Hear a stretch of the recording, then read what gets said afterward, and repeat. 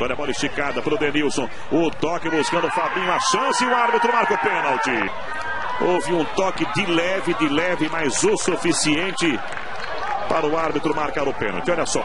Olha o Fabinho na bola. Vai para a bola, autorizado. Correu, bateu. Gol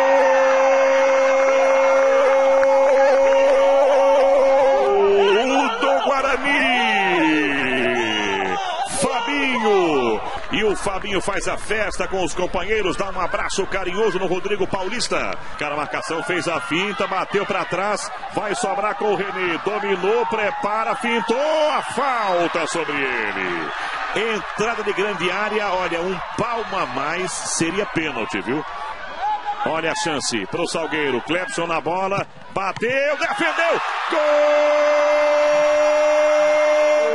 do Salgueiro.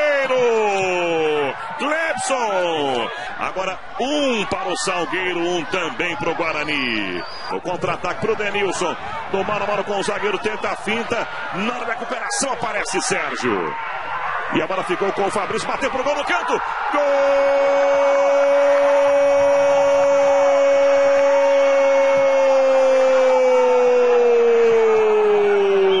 do Guarani. Fabinho. Agora 2 pro Guarani, 1 para o Salgueiro. Desce o Guarani, Felipe cruzou com perigo, a chance, toque pro gol. Gol do Guarani. Fabinho. Agora 3 para o Guarani, 1 para o Salgueiro. Já tocou rápido, deu condição ao Bandeira, olha ali, o Fabinho vai fazendo o gol, lançou no meio para o Felipe, atenção, preparou, ajeitou, tocou, gol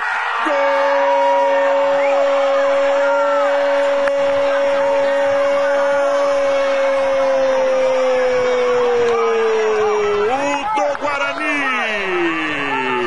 Olha só, o Fabinho podia ter feito o gol, mas preferiu tocar, e aí o Felipe foi entrando e tocou bonito.